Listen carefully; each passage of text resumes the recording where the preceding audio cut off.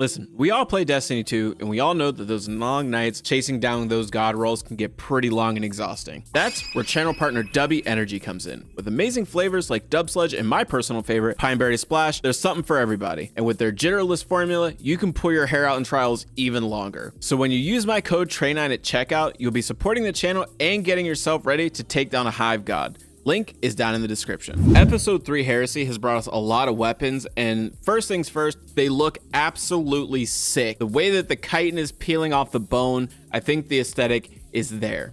Now the only question is, do these weapons stack up in our current sandbox and the ever-evolving sandbox that we have with the most recent buffs and nerfs and everything that we have going on? I think a great place to start in the weapons that were presented to us from the Nether activity is the Adamantite auto rifle. This is a support frame auto rifle. There's only one other auto rifle in the game like this one, and that is the No Hesitation, all the way back from the final shape. Like, that gun, I used it until it went out of style. It was literally my favorite weapon. I used it all the time. I think mine has like 40 something thousand like eliminations on it or something like that in PvE. And I took it into endgame activities. I took it into nightfall activities. Like, if it was a solar surge, that was the weapon I was using. Today, we're taking a look at the Adamantite, which is a Strand support frame auto rifle sitting in that 600 rounds per minute. This thing is absolutely bonkers. I would say that it's pretty much same of what we have already had with the No Hesitation, but this one adds a little bit more flavor to the mixture. Okay, starting with the stats here, we're going to look at the base stats because, again, there's some caveats here that we need to like kind of address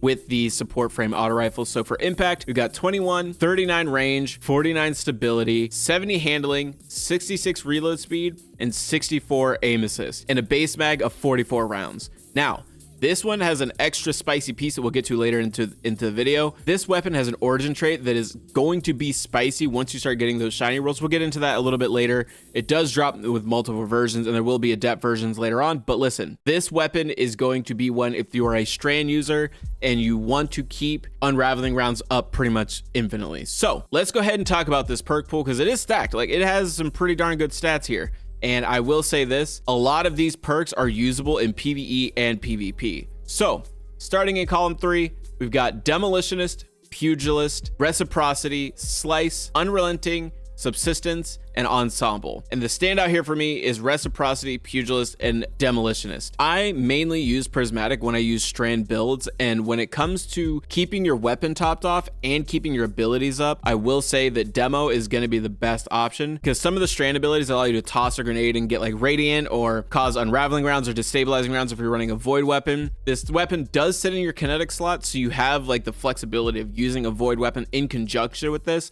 And I think with Prismatic, Void and Strand are like the absolute two best. It's the wombo combo. It's the wombo combo.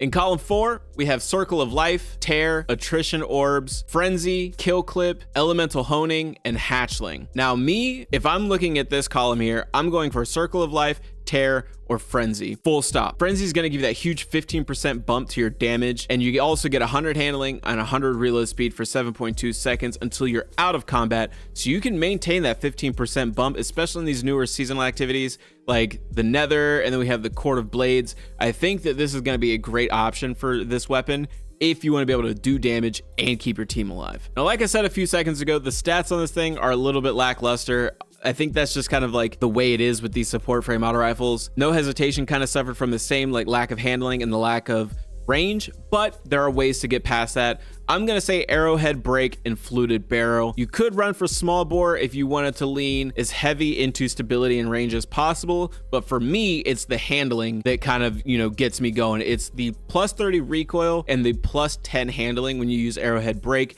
I think that is going to be like the #1 choice for a lot of people. And then for the magazine perks, Accurize Rounds obviously is going to be the #1 because you have plus 10 range. But if you are feeling very spicy, Appended Mag could be another great option, or you could run something like Flared Magwell to get a little bit better reload speed out of it and a little more stability. You have options, but I'm going to say Accurize Rounds is going to be #1 1000%. Now, the next thing that I really want to talk about is the origin trait on this weapon and how it ties into the way that you use this gun, okay? Willing Vessel states, dealing damage or defeating targets with this weapon gradually grants increased stability, handling, reload speed, and charge rate. This effect gradually decreases over time, but is gained more quickly while near allies. So if you're near your allies healing them, you're going to get a bump to your stability, a bump to your handling, a bump to your reload speed, and your charge rate, depending on the weapon you're using, which kind of like eliminates all of the stat issues that you'll have. Now, I don't really have exact numbers on how much of each of these stats you're getting, but if I were to assume it's going to be like maybe like a 5% increase on each one, or maybe like a +2 or +3, depending on how close you are to allies and whatnot, and then it just tapers off from there when you're not near your allies. But once we have those numbers, I'll get back to you. We'll also have a follow-up video going over my top 5 favorite Heresy weapons, so make sure you guys stick tuned for that. Get subscribed, click the little bell so you get up to date and you don't miss another video. Now, the curated role that you do get on this, the very first one that you get is going to be Slice and Tear. Slice states, casting your class ability allows this weapon to sever targets on hit for a brief duration up to a maximum number of targets. So if you run your class ability, dodge, throw down a rift, throw down a rally barricade, and hit a target, it's your next 5 hits within 8 seconds will apply sever to the target you hit. And then Tear, which is a new perk, precision final blows cause nearby targets to become severed. So it's kind of like leaning into it. No matter what you're doing, you're severing targets, making them weaker and dealing more damage. Great for if you're running a strand focused build. But I want to get into the roles that I'm looking at on this weapon, and I feel like a lot of you are gonna like kind of think I'm crazy, but I think that these roles are going to be like the ones that no one would think to use because it's not quote unquote meta, but it's definitely gonna hit for sure. So the first perk combo that I want to talk about is Demolitionist. Kills with this weapon generate grenade energy, activating your grenade ability, reloads this weapon from reserves, and Hatchling. Precision final blows or rapidly defeating targets with this weapon spawns a threadling at the target's location. So if you're running a very like strand focused build, and I know this gun is strand, and of course we're going to be leaning heavily into the strand builds, but I think this is going to be a match made in heaven because the grenade is going to reload your weapon for you, get a couple more precision kills, and it will literally spawn a threadling on the enemy death location. I think this is going to be good because being able to reload your weapon from just throwing a grenade is going to be insane. Weapon kills are going to grant you 10% ability energy, and I swear this is going to be the one that is going to help you keep your grenade up if you need it, and also kind of deal AoE damage with the hatchlings. Perk combo number 2, we got Reciprocity and Circle of Life. So Reciprocity is a newer perk. When healing projectiles from this weapon strike allies, you also receive a small amount of healing. This is going to keep you alive. We're going to double dip into that with Circle of Life. Rapidly healing allies grants this weapon a period of increased damage. So if you heal your allies for 5 seconds, you get a 25% bump in damage for 10 seconds. So all you have to do is hit your team a little bit, like pew pew pew, hit them with the healing burst from the auto rifle, and you get 25% damage free of charge. All you have to do to trigger that is heal your teammates. Again, get some kills, fill your bar up, tag your teammates a little bit, get them topped up on their health, 25% more damage. And Reciprocity is literally giving you extra health back for healing your enemies. So it's kind of like taking it twice, if you will. I think this is going to be a great role that you all should look out for. Keep it in your back pocket. Slice and Tear, obviously this is going to be a great combo because it kind of, again, double dips into the, hit a target, sever them. Hit a target, sever them. Use your class ability, hit a target, sever them. This is going to keep severing or unraveling rounds up for you as much as possible. And especially if you can trigger it with a class ability through like your subclass or with an augment or with a mod or something like that, this is going to be a great perk combination. And the next one for me, this is probably not my number 1 pick for PvE. And this is going to sound wild, but I'm going Unrelenting and Frenzy.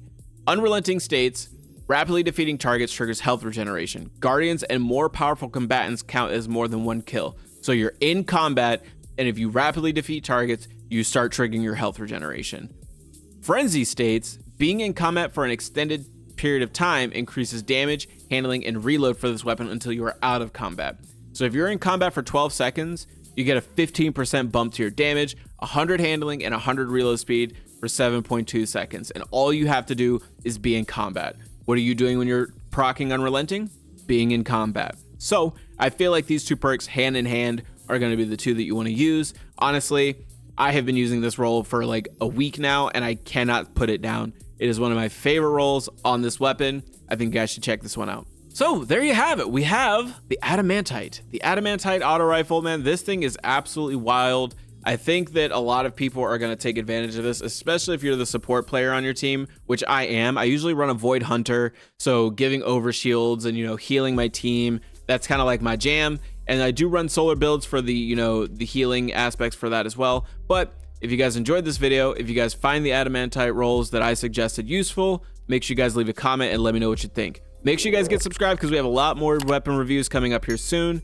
So make sure you guys stick it here, get subscribed, hit the like button, boost me in the algorithm, and again, leave a comment with your favorite rolls on the Adamantite support frame auto rifle. With all that being said, I have been Trey9 the GOAT, and with all that being said, catch you guys in the next one.